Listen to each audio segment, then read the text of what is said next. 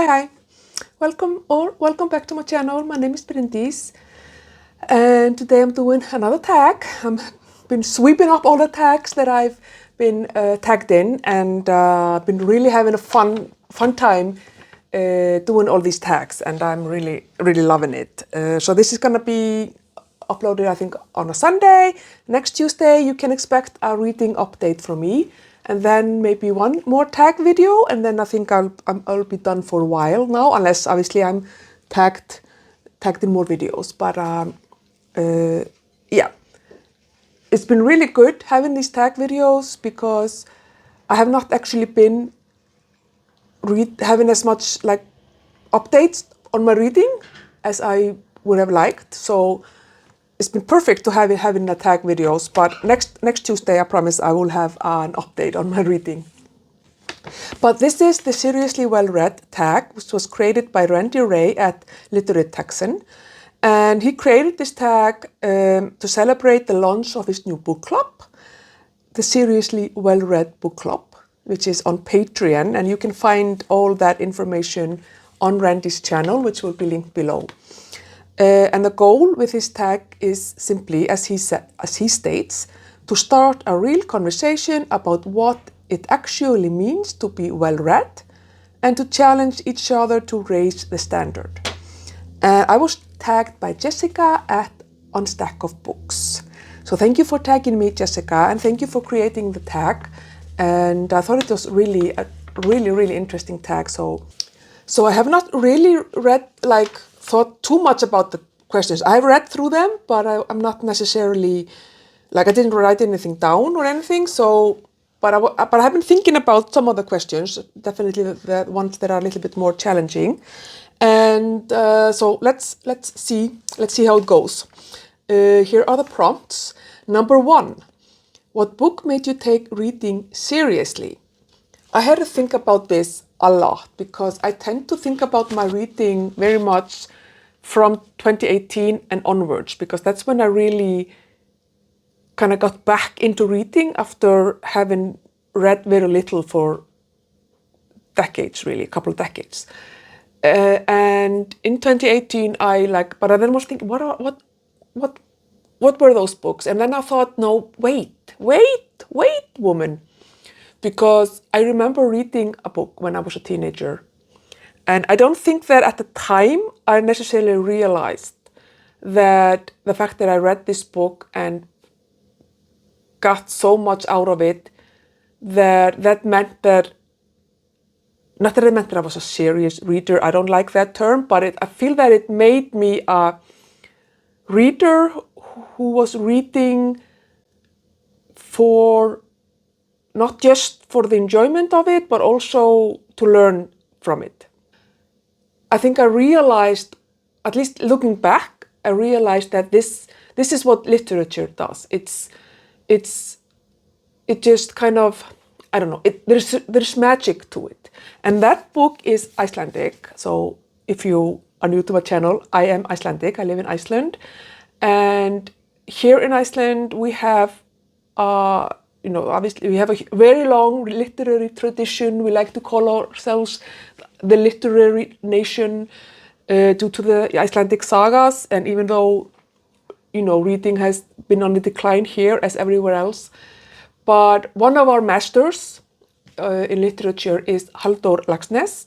He is a Nobel laureate, the only Icelandic Nobel laureate, and he in literature, he got his Nobel Prize in 1954. He wrote the book, for example, The Independent People, which is probably his most famous work. But when I was a teenager in high school, I read his book called Salka Valka. Let me see, show here.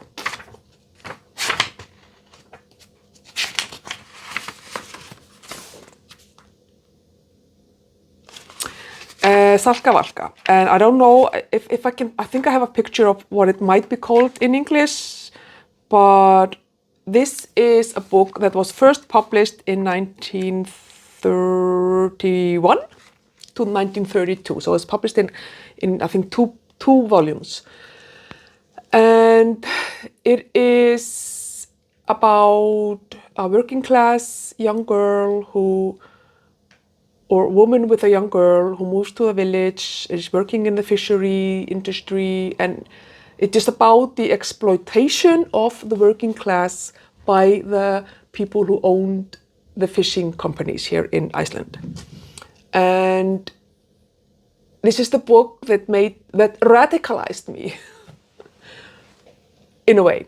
So I am also from a working class background. My mother worked in a fish factory for decades. My father worked in a fish building factory for a very long time. But that's my background. That's where I grew up, in the fishing village, little fishing town in the northwest of Iceland, where everything was about fish. And the people who owned the fish, owned the rights to the fish, were the rich people. And people who worked and created the gold from the fish were the poor people, like my parents. So I identified heavily with this lady, even though we were definitely not poor like this. But yeah, so this book radicalized me as a social democrat. So yeah, it made me, I feel like this is the book that kind of made me. It has had great impact, I feel, on my personality, on my just outlook on life, and it's a fantastic book. I recommend it 100%. Salka Valka by Halldór Laxness. Prompt number 2. What book did you pretend to understand? Be honest. So I feel that if I'm reading a book and I don't understand it, I will just say that I don't understand it. I don't have a problem with that. And sometimes it's fine. Like I read Project Hail Mary a couple of weeks ago, and I did not understand the science in it. And I did not even try. So I just kind of glazed over all of that. Yeah, this does us for does this theory. And that was fine. I think that when I did my first bachelor's degree, when I was in my early 20s, I did a degree in English language and literature, and we had to read the Iliad. And I think that I definitely pretended to understand the Iliad, because it's the Iliad, first of all, mythology, and it's poetry. And those things are not things that I necessarily find very easy to understand. I think that I've read the Iliad again, actually, a few years ago. And I think that I understood it much better than I did when I was very young. But I definitely pretended in class, yes, this is exactly what they say, what it says, when my people were talking about it. Yeah, I did not really understand it at all. Prompt number 3. Which 3 books are on your personal required reading list? So 3 books. Okay, I'm a huge Tolkien fan. And so I think that you cannot really be a huge Tolkien fan if you have not read the Silmarillion. Or that's a required reading if you want to really call yourself. If you want to go and have a debate with Stephen Colbert, you need to have read the Silmarillion. So he's my kind of goalpost. So I need to reach that. And I have read it once as an audiobook, and I've talked about this on a previous video, and I definitely want to read it again, properly read it and kind of study it, annotate it, and So that's on my required reading list, so that I can truly be a full-blooded Tolkien fan. Another book on my required reading list, I don't know, maybe Ulysses by James Joyce. Can you be a seriously well reader if you haven't read that book? I've read The Dubliners by James Joyce, so I have read James Joyce. But I also heard someone say that, why would you put yourself through that pretentious book just for the sake of it. So I don't know. Maybe that's on my required reading. I haven't decided. And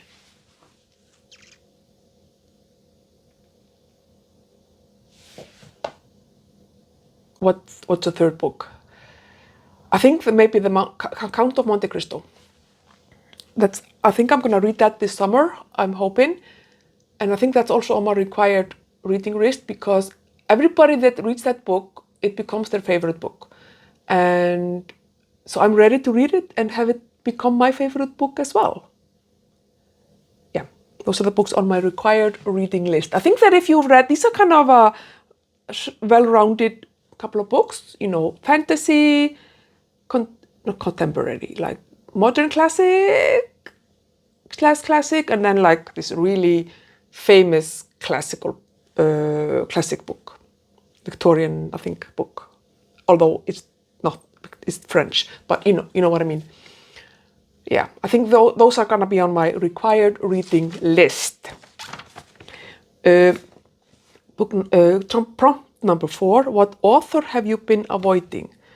So apart from James Joyce and his books Ulysses and Finnegan's Wake,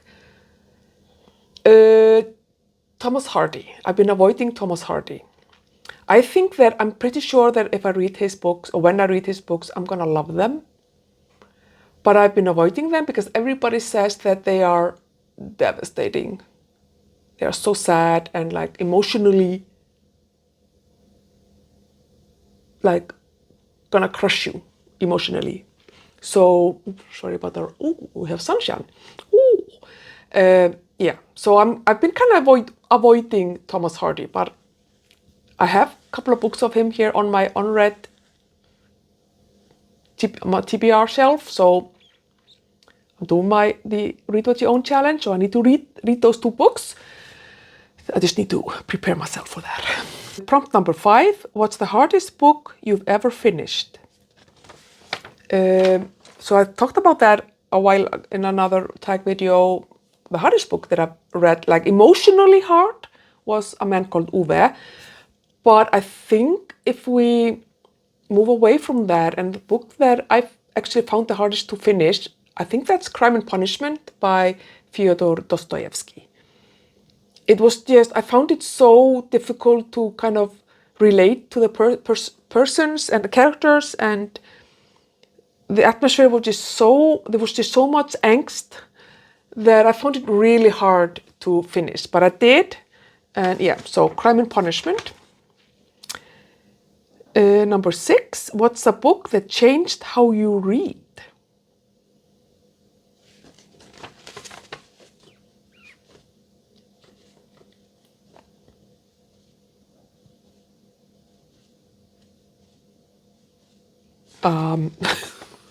I don't know. I honestly don't know what book. Well, yes. This is a good one. So, I love to read books as audiobooks. And yes, audiobooks is reading. Listening to audiobooks is reading. But I think I've become very, very picky with what type of narrator I listen to. It's very, very important to me that the narrator is doing a good job, and not just that they're doing a good job. I think most narrators are probably doing a good job, but that there needs to be this kind of atmosphere so the narration needs to first of all fit the genre, the location, the characters, needs to fit the writing style and all of those things. It also needs to be a kind of voice that I like to listen to, so the tone of the voice and whatever, whether it's like male or female, is not necessarily like what's important, but somehow the tone or the something in the voice needs to like be something that I enjoy listening to. But there also needs to be a performance of some sort. I'm not talking about highly dramatic, over-the-top type of narration, but there needs to be some difference between when person A is talking or person B is talking, or if they are having an argument, or if they are like making love, or if they are cooking dinner. You know, there needs to be a difference in kind of if the voices are raised, or if they are whispering, or if they are, you know, or if the narrator is just talking about the description of nature or the description of something. You know, there needs to be a proper performance. And I think that having listened to Stephen Fry narrate the Harry Potter books, the Sherlock Holmes books, the all of the Greek methodological books that he's narrated and written himself as well, and like I've listened to so many books that he's narrated. I've listened to also like Andy Serkis narrate the Lord of the Rings books and The Hobbit. I've listened to Juliet Stevenson, Davina Porter, Hugh Fraser narrate Agatha Christie or Poirot. I mean, when you've had the experience of listening to these absolutely fantastic narrators, you cannot put up with anything less. So I've been spoiled for anything less than that. So that in that way, it has changed the way I read audiobooks. In that I will not listen to a bad narration of a book. I would rather just not read that book if I can't have the physical copy available to me. So yeah, in that way, I think that there's not necessarily a specific book, but more like, I think Stephen Fry really. I think also Davina Porter. I listened to her many years ago narrate. She narrates the Outlander series.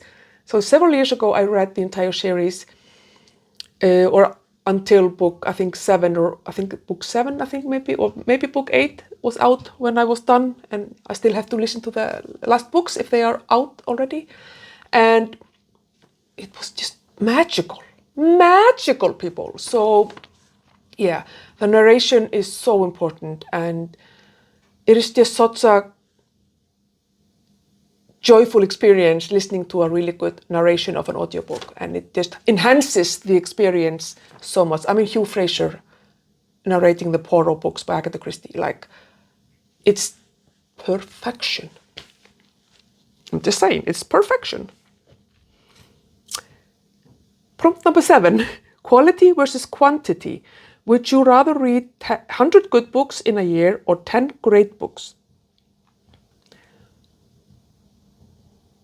I don't know if I could live a good life if I could only read 10 books a year.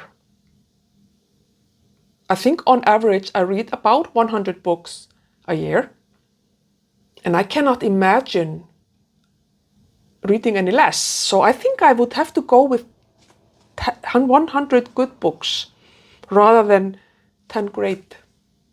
Well, I suppose if they're really great, I could just reread them, because I do that. So can I reread the 10 books, or can I only read total 10 books? If I can reread the 10 books, then I would go with that, and then just read 10 books and then reread them, like read each book 10 times or something. But I think honestly I would go for 100 good books, because I just need to have a book to be reading. I cannot imagine my life only reading 10 books a year. Oh my goodness. Prompt number 8. Which genre are you embarrassed to say you have not read? I think I've probably read every genre. There's definitely a difference in how many books in a genre I read. So if classics are a genre, I read a lot of classics, but I also read like a lot of fantasy. I read, historical fiction, mystery. I'm not embarrassed to say that I don't really read contemporary romance. Like, there's nothing wrong with reading that, but it's just not within my interest, like zone of interest. Maybe I know I'm not embarrassed. I mean, there are some contemporary Icelandic authors that are writing extremely good books that are getting awards. So maybe like I'm not embarrassed, but maybe I sometimes feel a little bit like maybe I should be reading like from award lists. People are reading the Booker or the Women's Prize. I don't generally tend to read books like that because I'm just usually they are just from a type of books that I don't necessarily feel drawn to. But yeah, I mean, I am trying to read more diversely. So maybe I'm sometimes a little bit embarrassed that I read very kind of within my own comfort zone, but not really embarrassed. Like it's reading, I just don't take reading that seriously. But I could definitely read more widely, but yeah. I'm really not embarrassed at all about anything. So in regards to reading, so yeah, no, I'm not. I'm not really embarrassed, but I do know that I could definitely read more widely. Number 9, which book do you think most people misread? And what does seriously well-read mean to you? A book that I think most people misread. Well, for me, I would think like, I would say, I don't know if they misread it. I think maybe I just focused on different things than they did. But I suppose Wuthering Heights, especially those people who claim that it's a love story or a romance, because it's so clearly not. But I do think that I should read it again because I feel that maybe I did not get everything out of it because I did listen to it as an audiobook and the narrator was not a favorite of mine. But I don't know if I want to read it again because one thing that I really hate to read about is mistreatment of children and animals, and there is mistreatment of children and animals in that book. So I don't know if I want to read that, but I cannot understand how anyone can read that book and look at Heathcliff as any type of a hero. He's absolutely despicable. So I think I was gonna say Wuthering Heights. And what does seriously well read mean to you? I think that what does that mean? I don't think that it means that you should read a particular genre or particular type of book, or that if you don't read classics, you're not well read, or if you don't read literary fiction, you're not well read, or if you don't read, I don't know, Nobel Prize winners, you're not well read. I think being well read for me is if you read the book and it makes you think about something. So if you read, for me, if I read like, I don't know what I could tell you. Like I'm reading The Stand now by Stephen King. And even though Stephen King is hugely popular and, one of the most famous authors probably of contemporary times at least, he's also kind of, people don't necessarily look at him as a literary master. But I think if you read a book like The Stand, which has a lot of flaws in it and is not necessarily the best writing or whatever, it makes you still think. It makes you think about what would you do in a situation where a virus is breaking out. Like it makes me reflect on COVID, for example, and how did we as a society work together or not? And so it makes me critical of things. It gives you empathy, and I think that's what it means to be well read. If you read something and you learn something from it, it makes you reflect on yourself, on your own kind of life, own behavior, and it gives you empathy for other people. Yeah, I think that for me that's a well-read person. So, tag others is the last one. I'm gonna try to figure that out see if anyone has not done this tag already, because I think most people have, a lot of people have. But if you want to do this tag, then consider yourself tagged and let me know in the comments if you're gonna do it, because I would really love to see your answers. But I also, if I manage it, I will also tag someone. But if not, then please do the tag. Or also just let me know in the comments, what do you think means, what does it mean to be a well-read person? What does it mean to you? Let's have a discussion in the comments. Thank you for watching, and I will see you in my next one. Bye.